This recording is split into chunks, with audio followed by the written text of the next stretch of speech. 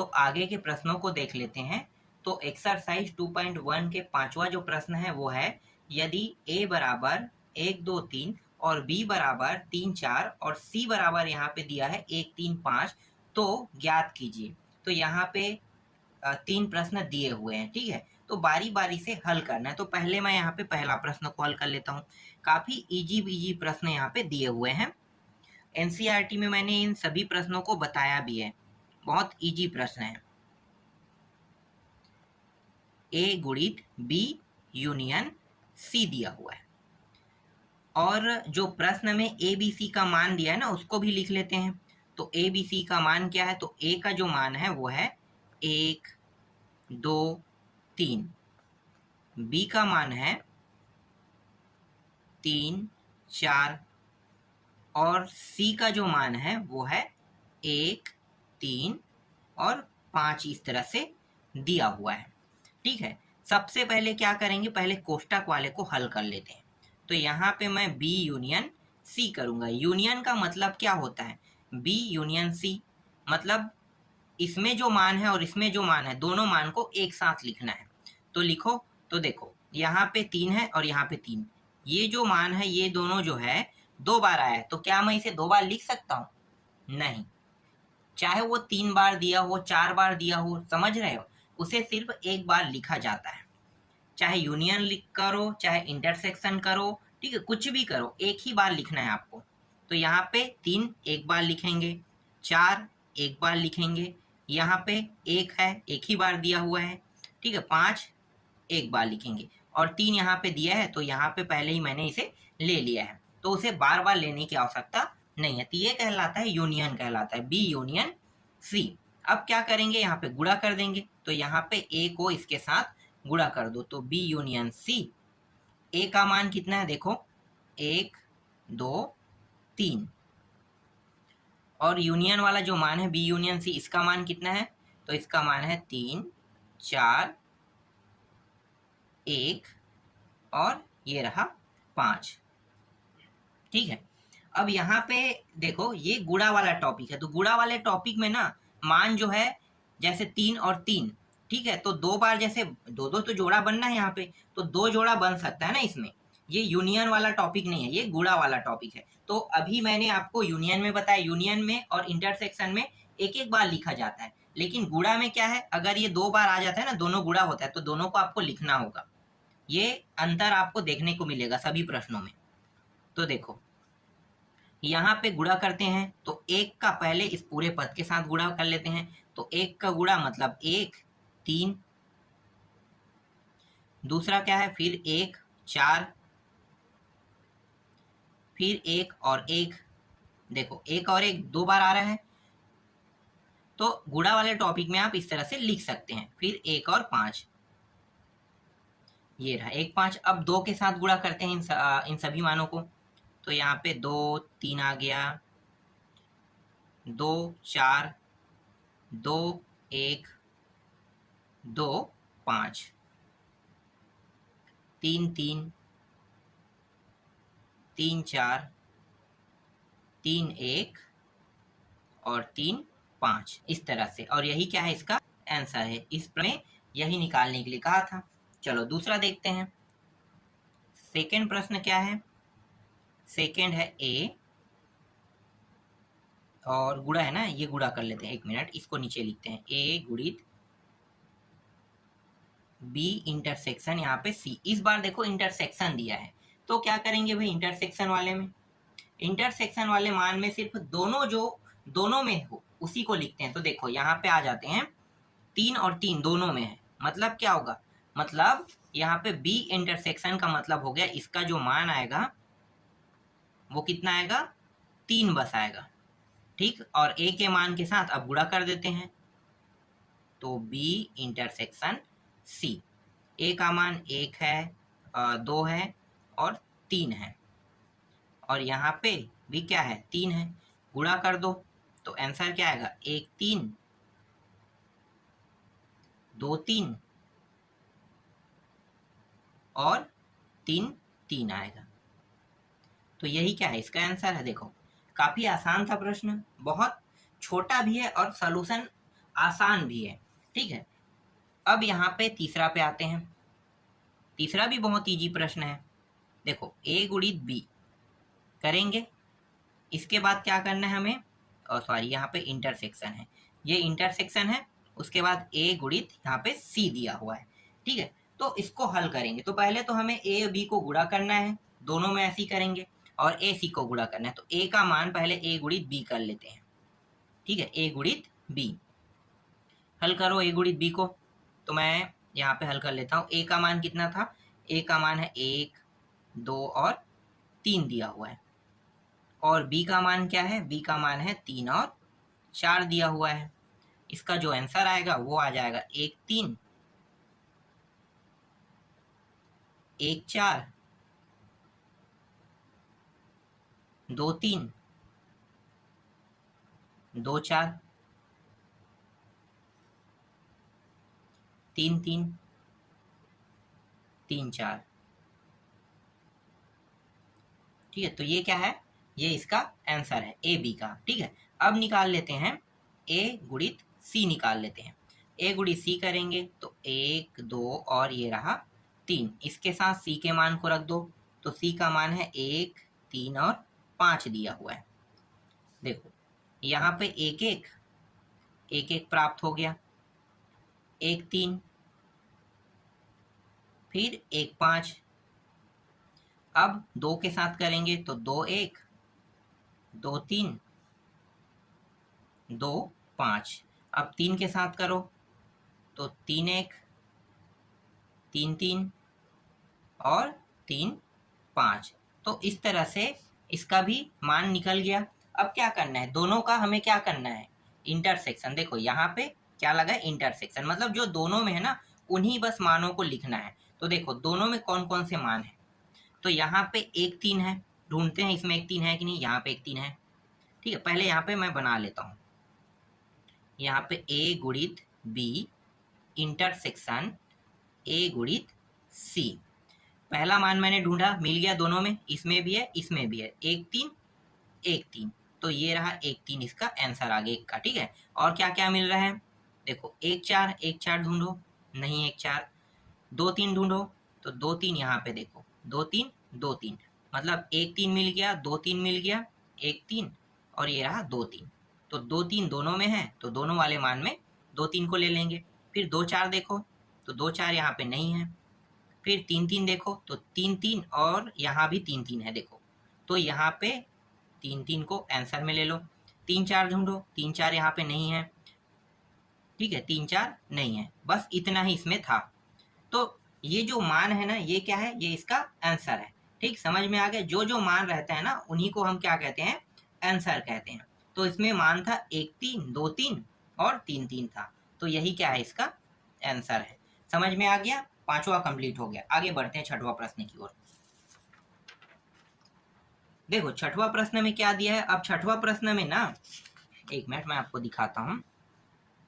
देखो छठवां प्रश्न क्या है, a बराबर -1 और 1 दिया है, तो ज्ञात क्या करना है, a गुणित a ज्ञात करना है। अब ये प्रश्न है ना, जैसे नवबोध की जो प्रकाशन है उसमें p दिया हुआ है, तो ये कोई डिफरेंस नहीं है, बहुत आसान है। अब भाई a दे दे या p दे दे, हल तो सेम होगा ना, गुणा ही तो हमें करना है, तो a का 3 बार गुणा करना है, ये तो इसका मतलब यही है। तो पहले क्या करेंगे, a के मान को लिख लेते हैं जो दिया है, तो -1 और 1।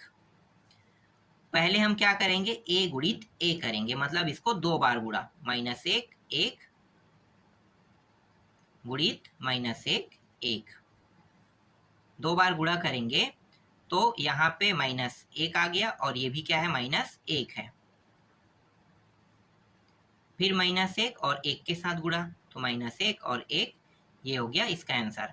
ठीक, अब इसको देखो, 1 और ये रहेगा -1 रहेगा, और अंतिम वाला जो मान है वो हो जाएगा 1 और 1। ठीक, तो इस तरह से ये गुणा हो गया। अब क्या करेंगे, 3 बार गुणा का है इस प्रश्न में, तो 3 बार गुणा कर देते हैं। तो a गुणित a पहले से हो गया, और इसके साथ a का और जोड़ दो तो गुणा हो जाएगा। तो ये मान पूरा क्या है, a गुणित a का मान है ना, इसका मान, तो लिखो पहले इसको, तो ये -1 फिर -1 फिर ये क्या है, -1 और ये एक, एक माइनस एक और एक दिया है इस तरह से। इसके साथ गुणा करेंगे माइनस एक और एक का क्या कर देंगे, गुणा कर देंगे। ठीक है, अब क्या करने वाले हैं, देखो एक दो तीन, तीन बार है गुणा, तो मतलब क्या होगा, इसके साथ सिर्फ ये वाले मान सभी के साथ ऐड कर देंगे। तो पहले से यहाँ पे ये जो दोनों मान दिया है ना, इसको आपको लिखो। देखो ये क्या है, माइनस एक है, तो ये माइनस एक का गुणा ना इस सब के साथ एक बार होगा। ठीक है, पहली बार इसके साथ पूरा गुणा होगा, दूसरी बार क्या होगा, ये जो एक है ये पूरे को गुणा करेगा। मतलब इसका जो फाइनल आंसर आएगा वो क्या आएगा, माइनस एक, फिर माइनस एक और ये भी क्या है, माइनस एक, पीछे में जोड़ देना है। एक निकल गया, दूसरे के साथ करते हैं। तो यहाँ पे माइनस एक पहले से है और फिर एक भी दिया हुआ है, और पीछे में जो माइनस एक है इसको मतलब जो गुणा कर रहे हैं उसको जोड़ देना है, इसके साथ ऐड कर देना है। इसके बाद यहाँ पे क्या है, देखो एक है और फिर माइनस एक है, और ये वाले मान को इसके साथ ऐड कर देना है। फिर इसके साथ भी वही करेंगे, तो एक एक यहाँ पे पहले से दिया है और इसके साथ इस वाले मान को ऐड कर देंगे। ठीक, यहाँ तक आ गया समझ में। अब इस एक को इस पूरे पद के साथ गुणा करेंगे, तो ये माइनस एक और माइनस एक पहले से दिया हुआ है, और इसके साथ ये वाला एक को ऐड कर देंगे। ठीक है, ये थोड़ा सा गलती हो गया, ये एक है, समझना इसको। ठीक है, आगे बढ़ते हैं। ये माइनस एक, एक और इस एक को इसके साथ ऐड कर देंगे।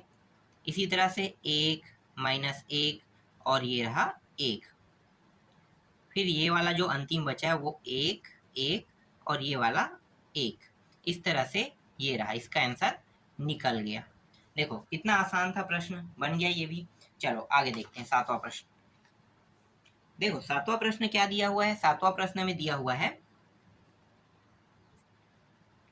माना ए का जो मान है एक दो तीन है तथा बी का जो मान है दिया नहीं है, लेकिन यहाँ पे लिखा क्या है, x बिलोंग करता है n के साथ और x संख्या 5 से छोटी अभाज्य संख्या है, तो a गुणित b और b गुणित a ज्ञात कीजिए। कितना आसान प्रश्न है, पहले a के मान को लिख लो। तो a का मान यहाँ पे है एक, दो और तीन।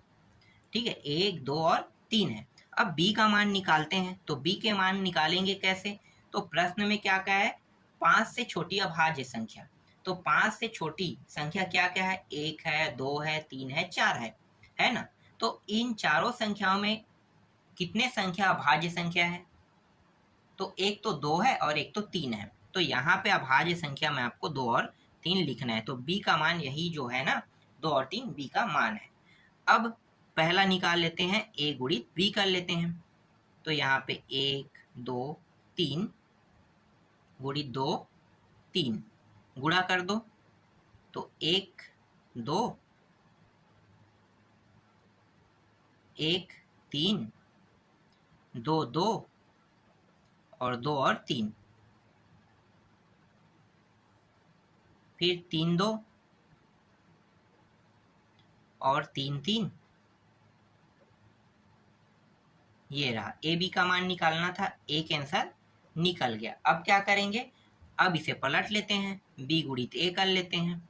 तो दो तीन गुणित एक, दो, तीन, तो दो एक,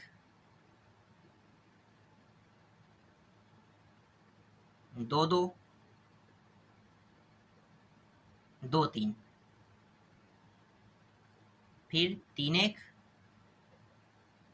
तीन दो और अंतिम है तीन और तीन। तो ये रहा, इसका भी आंसर यहाँ पे प्राप्त हो गया। ठीक है, इतना ही बस इसमें निकालने के लिए कहा था सातवां प्रश्न में। अब आते हैं आठवां प्रश्न में। देखो आठवां प्रश्न कैसे बनेगा। तो आठवां प्रश्न में क्या दिया हुआ है, आठवां प्रश्न में ए का मान दिया हुआ है, बी का मान दिया हुआ है, सी का मान दिया है। अब यहाँ पे तीन प्रश्न है, अब तीनों प्रश्नों में हल हमें करना है। तो हल करके हमें क्या निकालना है भाई, एक तो लेफ्ट हैंड साइड है और राइट हैंड साइड है, दोनों को सिद्ध करना है इस प्रश्न में। ठीक है, सत्यापित कीजिए का है मतलब क्या है, सिद्ध करना है। तो देखो पहला प्रश्न क्या है, यहाँ पे फर्स्ट प्रश्न, पहला में A गुणित B यूनियन C, ये लेफ्ट हैंड साइड है, और right hand side AB union A गुणित C, इस तरह से यहाँ पे दिया हुआ है। ठीक है, पहले हम लेफ्ट हैंड साइड को लेकर चलेंगे, लेफ्ट हैंड साइड लेकर चल रहे हैं, या आप साथ साथ दोनों को लेकर भी चल सकते हो, लेकिन मैं पहले लेफ्ट हैंड साइड को हल कर लेता हूँ। तो ए बी सी का मान लिख लेते हैं। ए का मान कितना दिया है, तो 1 और 4 दिया हुआ है। बी का जो मान है वो दिया है इस प्रश्न में 2, 3 और 6 दिया हुआ है, और सी का जो मान है वो है 2, 3 और कितना दिया है, 7 दिया हुआ है। ठीक, तो इन तीनों का मान यहाँ पे दिया हुआ था, बस करना क्या है, हल करना है भाई, बहुत इजी प्रश्न है। देखो मैं आपको बताता हूँ कैसे। पहले हम इसको हल करेंगे, तो पहले कोष्टक के अंदर को हल कर लेते हैं। तो यहाँ पे बी यूनियन सी, तो बी सी कहाँ पे है, ये रहा, यूनियन का जिक्र हुआ है, मतलब 2 2 यहाँ पे 3 3, एक एक बार लिखते हैं यूनियन वाले में, और 6 और 7, तो 6 और 7 इस तरह से ऐड कर देंगे। तो इसके साथ ए का गुणा कर दो, तो ए का मान है 1 4, गुणा हो जाएगा 2 3 6 और 7 के साथ, 1 2 1 3 1 6 और 1 7, इसी तरह से 2 2 सॉरी 2 नहीं है, ये 4 है, 4 2 4 3 4 6 4 7, तो ये रहा, इसका मान निकल गया।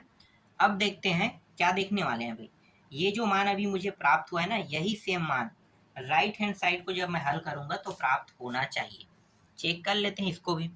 तो पहले ए गुणित बी करेंगे, क्योंकि देखो ना यहाँ पे क्या है, ए गुणित बी और ए गुणित सी, तो पहले ए गुणित बी का मान निकाल लेते हैं।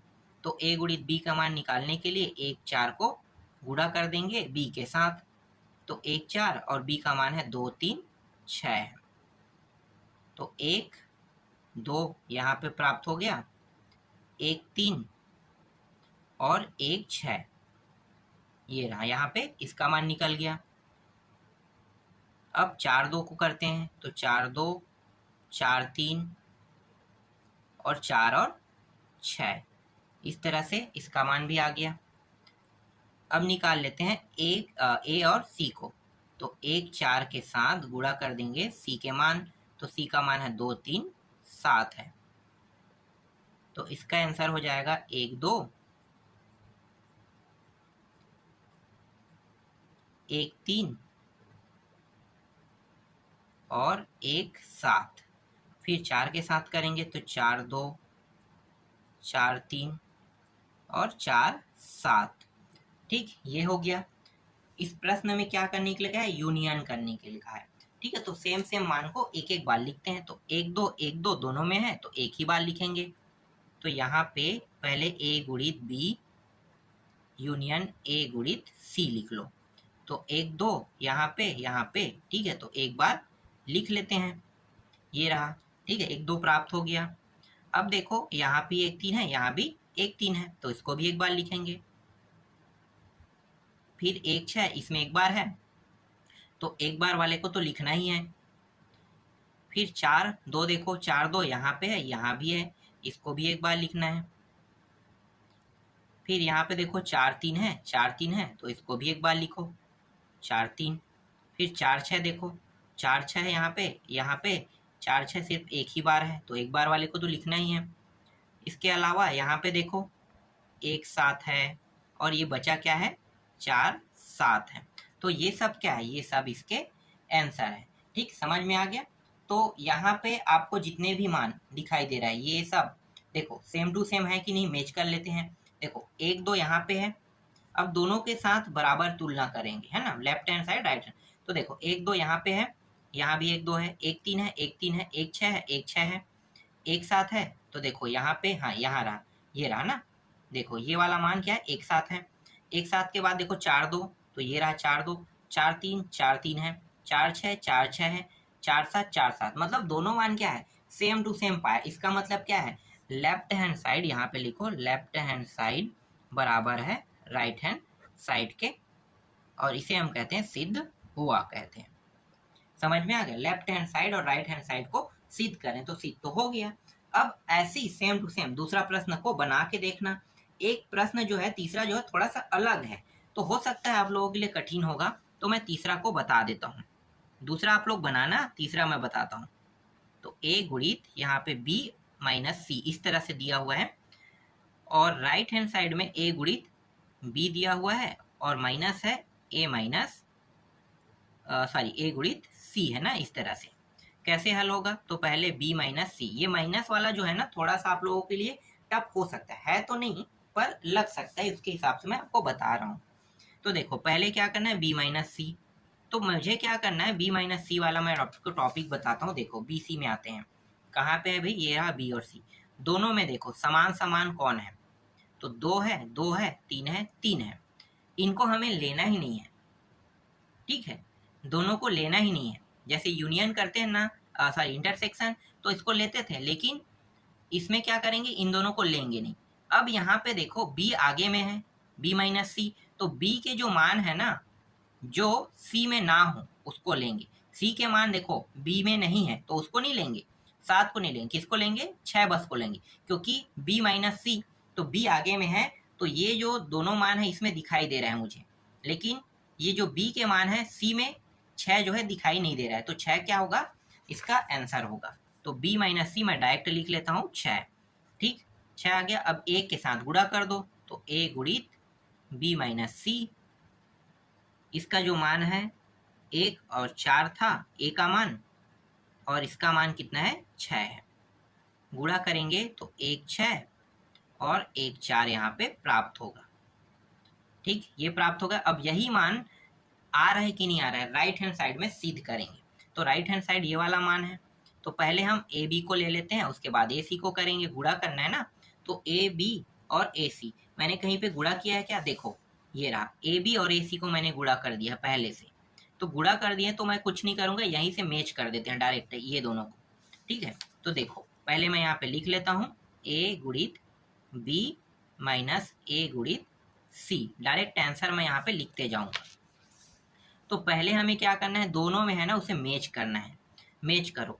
तो a गुणित b में देखो ये मान है ये मान है, तो इसे तो लेंगे नहीं, ठीक है। उसके बाद देखो 1 3 है, इसको भी नहीं लेंगे, इसका नियम तो यही कहता है। फिर ये जो 1 6 है इसमें नहीं है, पर ये सिर्फ a गुणित b में है, तो a गुणित b बस में है, तो इसको हमें लेना है, तो 1 6 को लिखो आंसर में, तो इसका आंसर क्या हो गया, 1 6 आ गया एक मान। चलो और आगे देखते हैं। इसके बाद देखो 4 3 है, 4 2 है, ये रहा, और 4 3 भी है, लेकिन 4 6 नहीं है। इस ये जो a गुणित c है इसमें 4 6 नहीं है, मतलब क्या होगा, ये भी आंसर होगा। तो देखो यहाँ पे 4 और गुणित कितना है, 6 था ना, तो 4 गुणित 6 यहाँ पे, एक सेकंड 4 गुणित 6 है क्या, एक मिनट में चेक कर लेता हूँ। हाँ 4 गुणित 6 है, और यहाँ पे देखो ये दोनों मान को मैच करते हैं, तो यहाँ पे मैंने गलती किया, ये 4 6 है ना, तो ये 4 और 6 ऐसे लिखो, यहाँ पे गलती हुआ था। तो देखो दोनों मान सेम है, मतलब क्या हुआ, ये भी सिद्ध हुआ, लेफ्ट हैंड साइड और राइट हैंड साइड दोनों बराबर है, इसका मतलब क्या है कि सिद्ध होगा। यहाँ पे मैंने तीसरा प्रश्न को थोड़ा सा ये वाला टॉपिक डायरेक्ट कर दिया हूँ, क्योंकि पहले से जो पहला प्रश्न है उसमें a गुणित b और a गुणित c को गुणा कर दिया है, तो फिर से मैं गुणा करता तो गुणा करने में टाइम वेस्ट होता, तो डायरेक्ट क्या कर दिया, गुणा करने पे जो मान आया ना उसको उन दोनों को मैच करके इस तरह से मैंने चेक करके दोनों को सिद्ध कर दिया। तो समझ में आ गया। तो अभी इस वीडियो में आपको मैं सिर्फ 8 तक के बताऊंगा, बाकी जो प्रश्न बचा है उसको नेक्स्ट वीडियो में आपको पूरा बता दूंगा।